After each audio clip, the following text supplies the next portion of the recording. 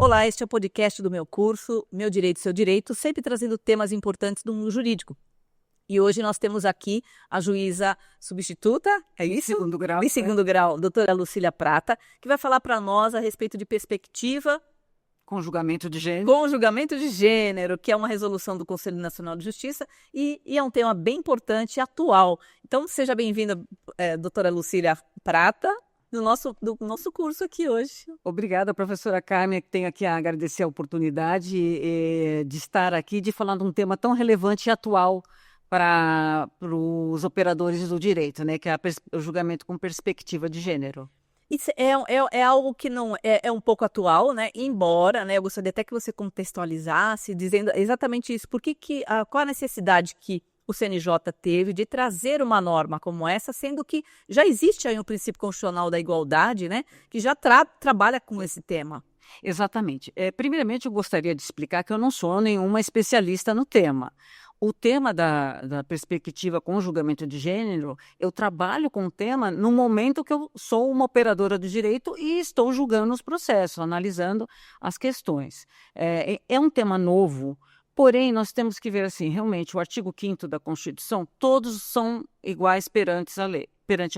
Não teríamos distinção de cor, raça, sexo, mas nós sabemos que, infelizmente, a sociedade não é assim. Né? Nós temos um histórico da sociedade ocidental, ela é baseada na cultura patriarcal, né? Onde o feminino ele sempre foi subjugado, ele sempre ficou aquém dos direitos dos homens. Né? Então, como marco temporal, nós temos até resoluções internacionais, prospecções que já vinham desde 1986 até antes, trazendo essa perspectiva. Nós tivemos até o encontro de Belém do Pará, mas, efetivamente, a perspectiva de gênero só realmente foi tratada na legislação brasileira como um marco temporal com a Lei Maria da Penha, que é de 2006, né? Para você ver, nós já tínhamos todo um histórico de que as mulheres já tinham seus direitos não vistos antes de 2006. Nós precisamos ter um marco relevante, uma violência física brutal para trazer essa Lei Maria da Penha. E nós hoje estamos em 2026, nós estamos aí em um vácuo de 20 anos e a resolução do CNJ é de 2023. Realmente, qual foi a necessidade? O aumento do feminicídio, principalmente das agressões físicas contra as mulheres, que o Brasil me parece que é um dos que estão no ranking dos primeiros de violência contra a mulher. E, além disso, a própria Lei Maria da Penha foi se ajustando durante esses anos e foi se notando que não era só no âmbito da violência doméstica, só no âmbito da violência física, da agressão física. A mulher também era subjugada, não vista em vários outros direitos, né? No direito de família, no direito do trabalho, nas relações contratuais, relações conjugais. Então, houve a necessidade do CNJ trazer isso como uma norma imperativa. Falar, olha, os juízes têm que, a partir de agora, os operadores juízes, juízas, desembargadores, atuarem, olharem o processo com essa análise de perspectiva de gênero. Não significa que eu vou sempre julgar a favor da mulher. A balança, o equilíbrio, a imparcialidade, ela está presente. Mas é necessário um olhar sobre essa perspectiva. Porque senão nós nunca vamos conseguir realmente equilibrar essas relações, né? Sim. E é interessante aqui porque ela não vai mudar a forma de julgar, né? Tá. Mas ela vai dar um olhar diferenciado. Porque, por exemplo, se a gente parar para pensar, não que a mulher seja hipossuficiente, não é isso, e não é essa conotação que o CNJ está trazendo, mas é de uma equiparação que a própria Constituição já trouxe lá em 88 e que ainda parece que está difícil, né, de todo mundo olhar para isso, principalmente os poderes institucionais, né? Exatamente, porque essa questão ela tem que ser trazida como uma política pública. Porque ela permeia a sociedade, né? Ela não está só no judiciário, não está só nas relações, ela está na sociedade. Então, as políticas públicas têm que envolver questões que o legislativo deve fazer com as leis de proteção, o executivo implementar a essas políticas públicas, e o judiciário, nesse sentido, como a resolução fala, é treinar, trazer ao olhar dos juízes e juízas que eles devem aprimorar esse olhar. Como é? Fazendo cursos, fazendo leituras, se identificando no processo, tentando trazer a leitura mais esmiuçada, mais concreta daquela pequena, porque às vezes é uma coisa tão sutil, é muito sutil. Principalmente quando a gente saímos fora da violência doméstica, do feminicídio, e vamos para uma violência que está dentro do processo, uma violência patrimonial, né? Isso não é só nas relações conjugais ou parentais. A violência patrimonial está em processos de sucessão, inventários, em que geralmente as filhas são retiradas, existe uma artimanha ali, uma montagem na sucessão para diminuir o patrimônio que a filha vai receber, ou que as mulheres daquela família vão receber, privilegiando o homem, né?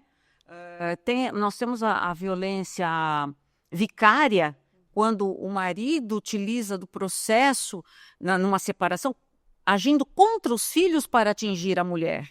Né? Não vou pagar a pensão, não vou pagar o colégio. Então, essa violência está permeada em vários momentos. Né? Hoje, assim, por exemplo, um fato que é muito relevante hoje, saindo, né, da relação conjugal, a violência a misoginia virtual.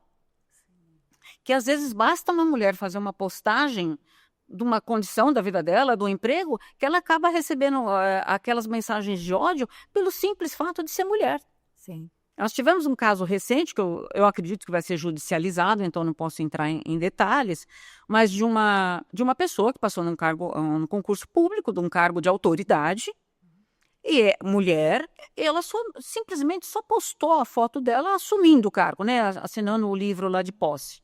Ela foi, infelizmente, detonada nas redes sociais. Mas por quê? Porque é aquela coisa, uma mulher não pode ser reconhecida num cargo de autoridade, então ela não pode, esse cargo é um cargo masculino, então ela não tem esse direito. Então foi uma misoginia virtual que ela sofreu. Então, isso também tem que ser olhado sob perspectiva de gênero. Né? Não só as relações conjugais de violência. Essa violência está permeada em vários aspectos da sociedade. É interessante, assim, é uma coisa muito cultural, né? E é uma herança cultural que tem 500 anos. Então, até que isso seja derrubado efetivamente, demora. Demora. E isso porque hoje o número de juízas, né, e mulheres no poder público, seja na justiça, como advogada, como juíza, promotora e até delegada de polícia, tudo, né? Eu acho que o número de mulheres é bem grande, mas ainda a gente tem esse ranço, né? Porque é um ranço mesmo, horrível dessa herança cultural. E você vê, mesmo com as cotas, teve que ser implementada cota em concurso público para aumentar o número de vagas para as mulheres.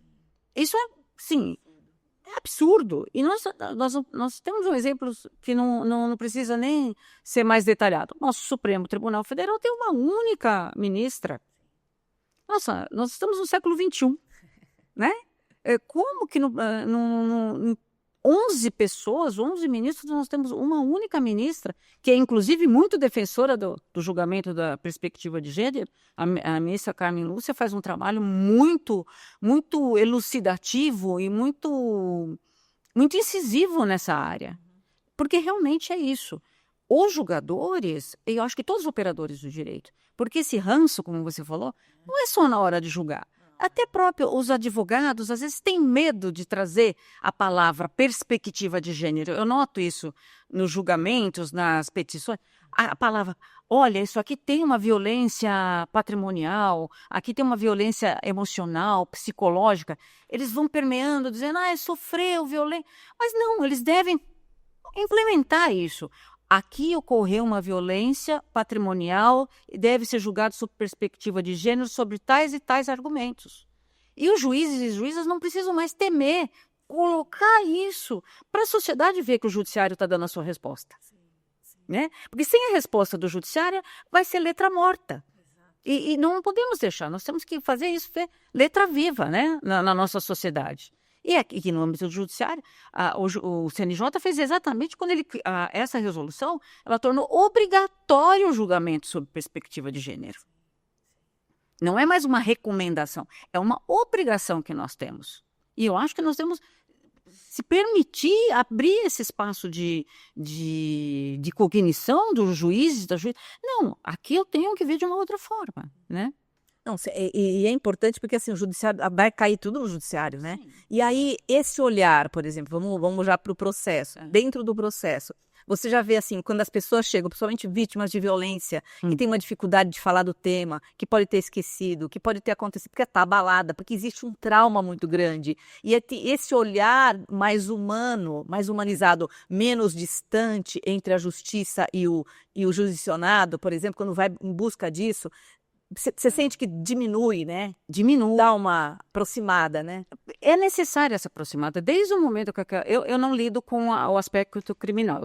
Eu trabalho só na área civil, especialmente em direito de família e sucessões. Mas, sobre o aspecto criminal, desde o momento que ela é atendida numa delegacia, até a finalização do processo, ela tem que ter esse olhar humanizado. O STJ, recentemente, numa decisão do ministro Rogério Schiachetti, ele falou, olha, a palavra da vítima ela tem que ser valorada de outra forma.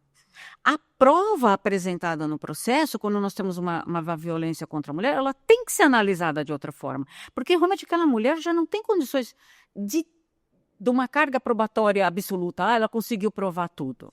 São fragmentos, né? Nós temos uma prova fragmentada. Por exemplo, no juízo civil, é muito comum, em casos de divórcio, separação, não temos mais separação, né, mais divórcio, a mulher começa uma narrativa explicando que o marido é violento, que ele não teria condições de ficar com os filhos, tal. Ela apresentando uma certa resistência, ela como mãe, aquela que convive com aquela criança, sabe a situação do casal e a situação do ex-marido. Conforme ela vai aumentando a narrativa, vem a parte contrária, fala, olha, ela faz tratamento psiquiátrico, ela toma remédio tarja preta, ela tem problemas, então ela está inventando. Isso é um imaginário, desqualifica a palavra. Então, o juiz tem que ter muita sensibilidade hoje, porque é o seguinte, se todos que nós tomamos algum remédio psiquiátrico ou de tarja controlada, então estaremos todos incapacitados para sustentar a nossa narrativa, sustentar a verdade que nós falamos no processo. Então, eu preciso ver isso com muito cuidado, porque é a desqualificação da palavra da mulher. E isso tem que ser olhado. E mesmo essa prova fragmentada, cabe ao judiciário, como eu diria, complementar essa prova, buscar na palavra daquela mulher até a que ponto aquilo é verdade. Então, é imprescindível estudo social, estudo sociopsicológico, meios de buscar o patrimônio do casal, pesquisas patrimoniais que nós temos, né, os acessos, mas não deixar, ela não provou quanto o marido tinha na conta corrente, então não tem o que partilhar. Mas como ela vai provar o que o marido tinha na conta corrente se ela nunca controlou essa conta? Sim. Tem mulheres que não sabem nem as contas correntes que o marido tem, o patrimônio que eles têm. Como que essa mulher vai trazer esses documentos? Ela vai pedir ao judiciário, por favor, me faça uma busca patrimonial. E isso tem que ser polido. Sim. Porque isso significa que eu estou ouvindo, ela, enquanto gênero, a mulher que foi desprovida de ter qualquer controle patrimonial do casal, para ela poder trazer a paridade, né? Sim. A paridade de armas entre esses dois sujeitos do processo. E é interessante, você falou dos medicamentos que a mulher pode... Às vezes ela está daquele jeito exatamente por causa desse casamento, desse homem, nessa situação, né? Exato, por causa dessa violência emocional e psicológica que é constante. Sim. Ela se vê obrigada a fazer uma terapia, a tomar uma medicação, porque aquilo vai aumentando, né? Vai graduando. Enquanto isso, ela é tida... Não, mas ela toma remédio controlado. A palavra dela deve ser uma alucinação. Não dá para receber essa palavra com veracidade. Então... não vai valer. É interessante porque, assim, é uma herança cultural. Então, o judiciário já está olhando para isso de uma maneira muito, muito séria. A OAB também tem muitos trabalhos a respeito disso. E a mudança dessa mentalidade que ainda está um pouco difícil. Porque, querendo ou não, existe esse tipo de argumento. Ah, mas olha lá, ela é louca, ela toma remédio. Quer dizer, não poderia mais acontecer esse tipo de coisa. Esse tipo de argumento ou contra-argumento realmente é horrível. É irrazoável. Né? Não tem. Até assim, no sentido dos advogados os advogados e advogadas trazer essa paridade de armas de uma forma assim digna. Não vamos explorar ainda mais né? Trazer mais uma vitimização para aquela mulher que já está numa situação assim precária, e aí você coloca no processo mais ainda uma carga em cima dela. É uma responsabilidade de todos, né? Lógico, o marido, todos têm direito de defesa, direito de argumentos, mas vamos trazer isso com paridade. Sim. Não mais com esse tipo de argumento frágil. Foi interessante, eu estava vindo para cá, estava olhando o Instagram, porque no meu Instagram eu ponho muita coisa do direito mesmo, né? Eu tenho sigo muito pessoal do direito. E uma advogada falando da síndrome da Cassandra, que é aquela personagem mitológica grega, né? Que ela tinha a capacidade de prever o futuro. Né? Ela foi castigada com prever o futuro. Ela falou: quantas mães, quando falam, meu marido é violento, eu tenho suspeita de assédio contra as crianças, olha, o comportamento dele mudou, e isso é ignorado na justiça. Ela é a Cassandra, ela está vendo o futuro, no sentido, aquela sensibilidade materna, ela está sentindo que há um comportamento estranho. Ela está falando isso para o advogado dela. Será que esse advogado consegue trazer isso para o processo da forma como ela falou? Será que o juiz vai ler isso da forma como ela quer? Então, tem que dar sentido à palavra dessas mulheres, né? Sim. Ela não pode ser ignorada, porque ela está pressentindo, a gente sabe, né? Faz parte do universo feminino ter essa intuição, esse pressentimento. Isso não pode ser ignorado. Eu não estou falando que os homens não tenham. Mas você sente, no dia a dia, você está lá com seu filho, você está com seu marido, você sabe o que está acontecendo naquela relação, né?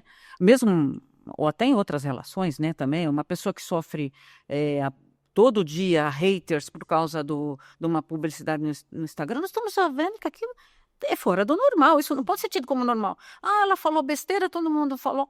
Não é isso, gente. Isso ajuda, né? É o problema da normalidade, né? A normose, né? A normose. Nós não podemos viver essa normose. Exatamente. E cada caso é um caso, né? Não dá pra gente falar assim, a pessoa teve uma atitude, olha, ela é louca. Ela teve uma atitude, não significa que ela é louca, ou que ela não presta, ou que ela... E geralmente já existe um julgamento terrível, né? A norma, não é provimento, não, é provimento, né? É uma resolução. Uma resolução. A resolução, ela não fala só do caso da mulher, mas ela fala também de raça e de algumas fragilidades que a pessoa pode ter. Ela também tem agora uma resolução de perspectiva racial, que eu acho que é super contemporânea também e super necessária. Né? E até também para o público LGBTQIA+, também, porque, infelizmente, é aquilo, né? Eu não gosto de usar essa palavra, minorias. Sim. Bom, não são minorias, são seres humanos, são pessoas, são cidadãos, mas que, infelizmente, por questões estatísticas, têm seus direitos sempre colocados em perspectiva menor do que das outras pessoas. Então, o CNJ, eu acho que ele faz um trabalho muito contemporâneo, muito atual e muito necessário com isso, né? Eu até queria trazer, até fugindo um pouco do tema, eu assisti essa semana um seriado que está sendo muito falado, All Her Fault, que passa na Amazon Prime. Ele é interessante porque durante o seriado inteiro, nas relações familiares do marido com a mulher, não existe nenhum ato de violência física. São maridos que trabalham, que sustentam a casa, as mulheres trabalham, aquela família perfeita, né? Filhos lindos, que estudam em escolas boas. E conforme vai se adensando a narrativa do seriado, você vê uma violência psicológica, emocional, que foi praticada contra aquelas mulheres, absurda. Que ela aí chega no auge da violência física, né? Porque aquelas mulheres não conheciam os maridos que elas eram casadas. Aquilo foi se revelando aos poucos, em gestos, em palavras, em segredos que foram revelados, para você ver como às vezes a mulher... E são mulheres que amavam os maridos. Dentro do... Eu amo meu marido, né? Eu estou feliz com a minha família. Aí ela vai descobrindo, descortinando questões que são assim, você revela a violência que isso causa nelas. a cena final, eu não quero aqui dar spoiler, né? Mas a cena final ela é muito impactante. É aquele marido que sempre foi o cuidador da família. De cuidador, ele se revela manipulador. E de manipulador, ele se revela psicopata. Ela vai sentindo o marido. E é uma cena que ele está na beira da escada, nos primeiros degraus, e ela está no patamar alto, tá? A tensão nessa cena, porque ela vai sentindo uma atriz estupenda, você vai vendo reverberar no corpo dela, no emocional dela, toda aquela carga de violência que ela nunca percebeu. E ele vai se aproximando com a mão. Aquele gestor, parece assim, ele vai matá-la. Ela fala assim, agora só falta ele me matar.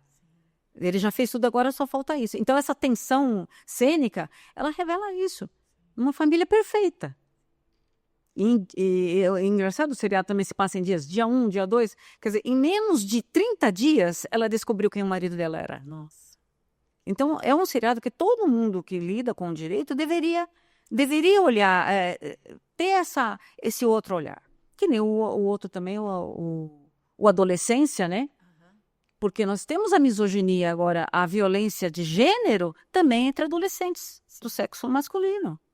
É um absurdo. E isso precisa ser visto pelas famílias, né? Os chamados red pills. Sim. Isso está, infelizmente, na internet dark web. Dark web. Os pais têm que ficar atentos com isso. Sim, sim. Tem muita coisa acontecendo, né? Ao mesmo tempo, eu acho que assim, ó, na verdade, eu acho que sempre aconteceu isso. Só que agora está vindo à tona. Né? Então, por exemplo, uma cena como essa, se você pegar um filme dos anos 50, eu não consigo mais assistir filme dos anos 50. Começa a me dar um nervo, porque você começa a perceber como aquilo é machista, como as atitudes eram machistas, e a mulher aceitava aquilo, porque era imposto, não tinha jeito. Hoje, com toda essa gama de direitos que a gente possuiu, né, tá aí, mesmo assim ainda existe. Só que hoje ela é colocado uma luz em cima falando assim, olha isso daqui é uma violência. E é tão disfarçada que a mulher demora até... Agora, no seriado demorou 30 dias.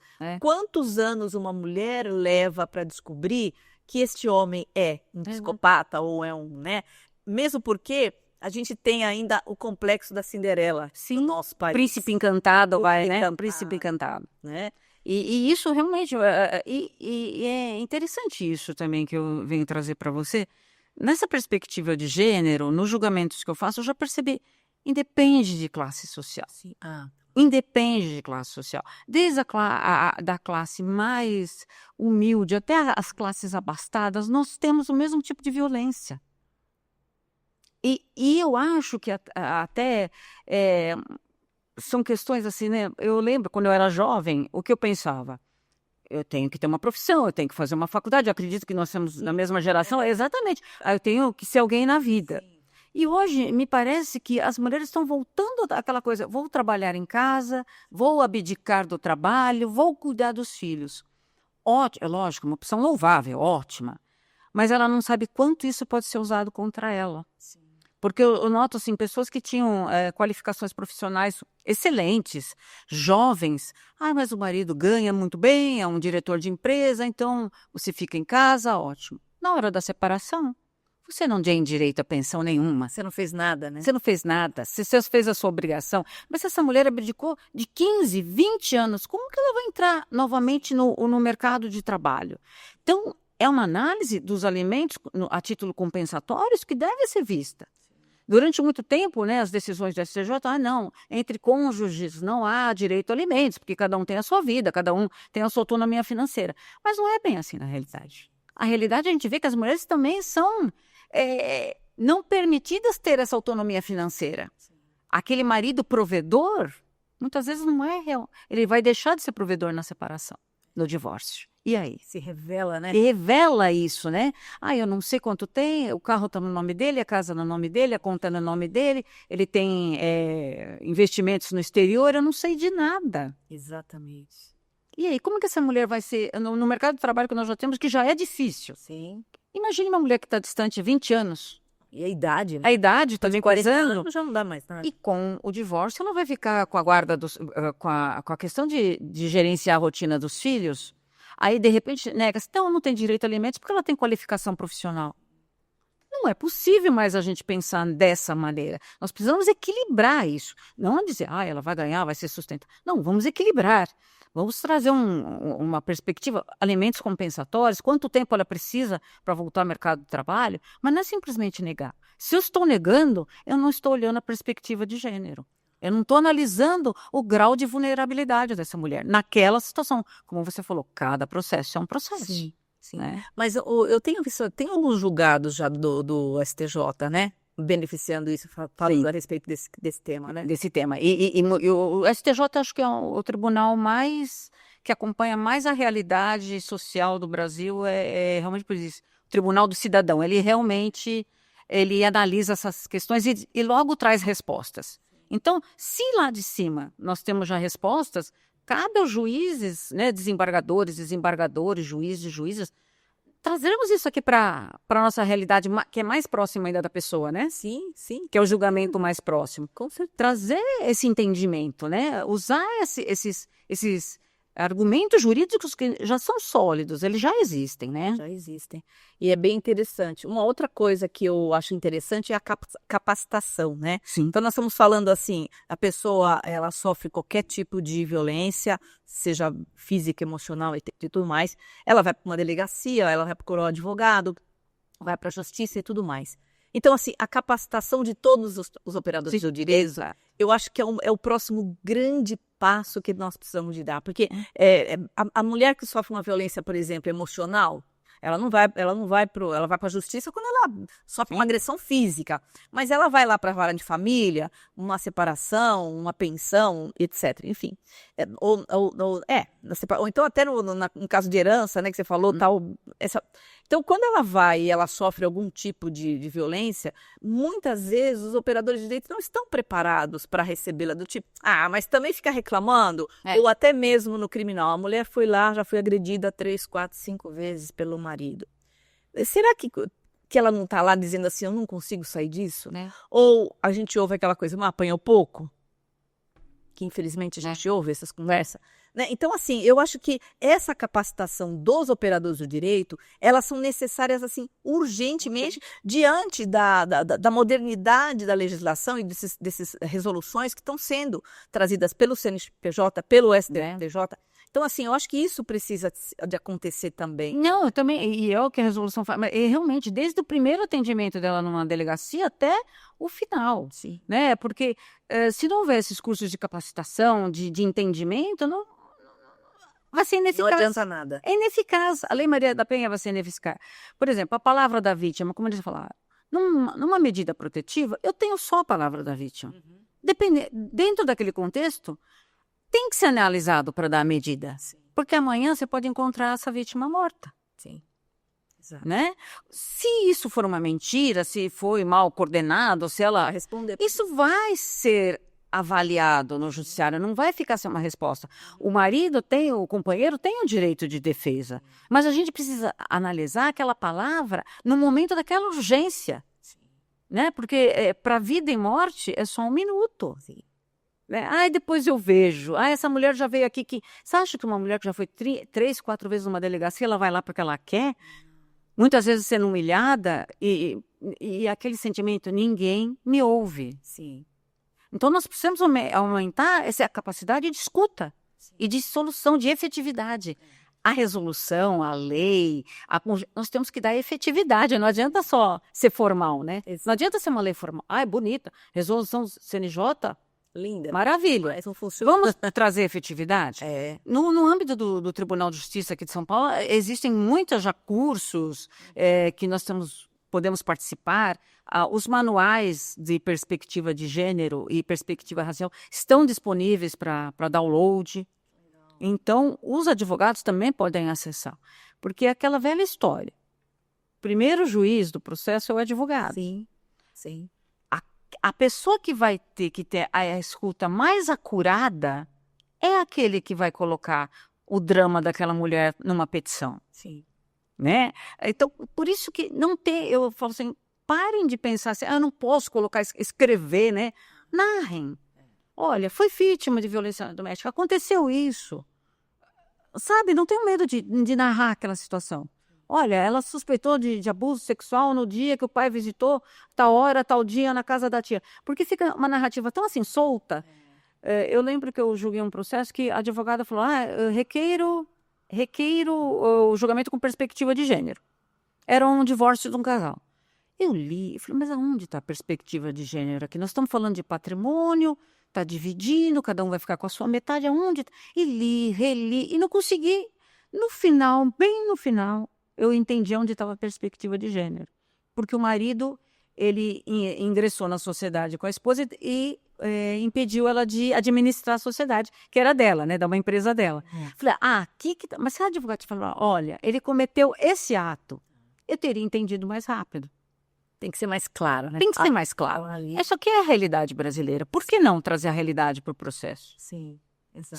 Sem ser piegas, de uma forma clara, né, subjetiva, didática. Traga isso. O juiz, a juíza, também julgue isso dessa forma. Eu sei que nós temos, assim, uma imensidão de processos. Realmente analisar cada caso mais apuradamente, realmente é um esforço hercúleo. Mas, nesses casos, é necessário. Esses casos. Tem muita coisa, né? Tem muita coisa acontecendo, Muita né? coisa. Uma outra coisa que eu queria ver aqui para você falar um pouquinho. Você acha que o próximo passo da resolução seria mesmo a lei específica disso ou necessita de uma lei? Eu acho que não. Eu acho que nós temos já uma legislação ampla. Ela precisa ser aplicada. Tá. Essa é a questão. Mas eu acho que um ponto muito relevante, nós já temos varas especializadas de família e sucessões, né? Eu acho que deveríamos ter também câmaras especializadas só em família e sucessões. Exatamente por essa questão, desse olhar mais esmiuçado. Porque, por exemplo, eu julgo o processo de família, sucessão, contrato, uso capião, direito de saúde, tudo, né, a cabeça vai girando, né, em todos. Se tivesse só determinada matéria, determinado tema, que você possa analisar com mais calma, o estudo social, como for, você teria um julgamento mais apurado. Né? Que nem as varas de violência doméstica, elas foram também uma grande avanço, né? Nós temos varas também especializadas em violência, abuso sexual contra crianças, também muito relevante. Mas a gente tem um universo também muito maior, né? Que é essa violência nas redes sociais, que ela não está, né? Um processo de responsabilidade civil. Aquele juíza tem que analisar isso também, né? Não ia ter situação, porque no caso das redes sociais é de uma forma tão ampla, né? Tão abrangente que isso acaba. É uma potencialidade do dano, né? Porque a pessoa... mas foi só uma postagem. Sim, mas teve 20 mil twitters, né? Comentários. E os comentários parecem assim, né? Fala-se uma coisa e vai ampliando, né? Eles conseguem piorar a situação. Aquela pessoa... Não, eu vou processar quem? Quem fez a mensagem, eu vou processar todos que comentaram. A pessoa fica sem instrumentos de defesa dos seus direitos. Então, é isso que a gente tem que viabilizar através do processo. Né? Trazer efetividade a todas essas leis, né? Como tem agora recente uma norma de que quando a mãe é vítima de violência doméstica, não pode ser dada a guarda compartilhada. Né? Eu vi casos, e isso é real, como aquela mulher que foi vítima de uma violência do ex-companheiro, do ex-marido, vai conseguir manter um grau de conversa com ele para manter uma guarda compartilhada da criança. Não tem como. Existe prejuízo até da criança. Sim. É melhor que essa mãe tenha a guarda unilateral e ela resolva as questões com o filho, porque ela não tem condições de resolver isso com o ex-companheiro. Então, isso está na lei, mas ela tem que ser aplicada, né? Sim. Os juízes têm que abrir os olhos. Vamos, olha, está aqui. Realmente, a guarda compartilhada é uma regra, o Código Civil trouxe uma inovação excelente, muito boa. Mas ela é muito boa quando nós estamos falando com ex-casais funcionais.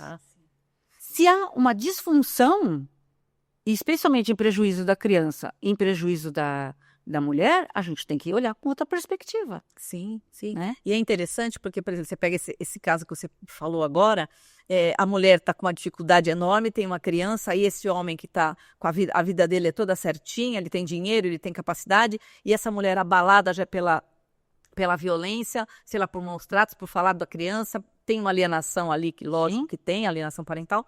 Então, assim, quais são as armas que essa mulher tem para brigar com ele? Por isso que essa perspectiva de gênero dentro do judiciário é importante, né? Esse olhar para olhar essa mulher que não tem essa condição toda, que o outro está lá todo bonitinho, né? De olhar e julgar isso, né? Exatamente, é o princípio da paridade de armas, né? Sim. Por que veio a resolução? Porque ela já sabe que de antemão ela já não tem essa paridade, ela está desarmada, Sim. né? Então eu tenho que trazer instrumentos jurídicos, né, para ter essa paridade de armas. E é possível equilibrar, né? O juiz, ele é imparcial, tem que ser. Há imparcialidade, mas não pode ter neutralidade. Há aquilo que está naquele contexto, Sim. né, daquelas pessoas. Ele precisa trazer um olhar de que ele está analisando ambos os lados, né? Porque é importante, né? E, aliás, essa é a função mesmo, né? Essa é a função. A balança, né? Nós estamos aqui para equilibrar. E você percebe, assim, dentro do judiciário, você percebe que os juízes, os operadores do direito têm colaborado com isso, até mesmo advogados e tudo. Eu acho que precisa ampliar bastante. Eu acho que precisa ampliar bastante, muito. Ainda é muito incipiente. Ainda é um caminho que parece assim, é o que eu te falei, parece até que é um medo, é uma coisa cultural. Ai, mas eu posso falar isso? Eu posso colocar isso no processo? É a mesma coisa que reconhecimento de união estável entre casais homoafetivos. O dia que eu falei homoafetivos, então, eu reconheço união estável entre casais. Como assim? Como? Gente, nós estamos falando de uma coisa que, inclusive, já é possível casamento. Como assim eu não vou reconhecer a união estável entre pessoas do mesmo sexo? Até hoje, pode-se falar, tem negócio jurídico em questões de poliamor. Sim. Não casamento, nem união estável, mas pode ter um contrato entre essas três pessoas. Sim. Né? Mas parece que muito assim, as pessoas ficam assim, mas eu posso, porque isso é estigmatizado. É como diria, está no inconsciente do Jung, o inconsciente coletivo. Um dos arquétipos, né? O sistema patriarcal, ele é arquetípico, ele está lá ainda, ele está enraizado. Muito. Cultura, essa é herança cultural. É herança cultural, então a gente tem que quebrar isso. Sim. E ainda é muito incipiente, a gente ainda está engatinhando. Eu acho que o judiciário deveria, os operadores do direito, os advogados, deveriam colocar isso nos processos. Né? Ótimo estar aqui num podcast podendo falar isso. Temos vários podcasts, lives, programas, cursos. Vamos colocar isso no processo. Sim. Vamos colocar isso como critério de julgamento, né? Eu acho que isso vai ajudar muito. Né? Maravilha. Olha, Lucília, bacana. Eu acho que deu, até passamos o nosso horário aqui, mas eu acho que a gente abarcamos tudo que a gente precisa de falar, porque eu acho que é um tema interessante, atual mesmo, como você falou, e precisa de ser falado muito, né? Exatamente para que todo mundo possa utilizar isso e, como você falou, os advogados colocar isso claramente no processo, os juízes olharem isso, delegado de polícia, promotor, todo mundo mesmo, porque eu acho que as mulheres vão tomar conta daqui a pouco, né? Tem muita mulher já aí, né, dentro das carreiras, né? A minha esperança é que em alguns anos a gente não precisa mais ter julgamento com perspectiva de gênero, que a gente já tenha chegado nessa paridade entre homens e mulheres, entre todas as minorias, que a gente seja visto como cidadão, simplesmente ser humano. Essa é o que nós temos que fazer acontecer, né? Humanista. Afinal, o direito é humano. É humano. Vamos lá. É isso aí. Lucília, então quero te agradecer bastante você estar aqui com a gente hoje falando sobre esse tema e vamos ver que quem sabe mais para frente você volta com outro tema aí, que sempre tem umas polêmicas aí. É isso aí. A professora Carmen, eu agradeço aqui a oportunidade e então estamos à disposição. Foi muito bom, muito bom estar aqui hoje. Então, agradeço vocês também que estão aí, vão assistir o nosso podcast depois e até o próximo curso, até a próxima entrevista aqui no nosso podcast. Até mais. Tchau. Tchau.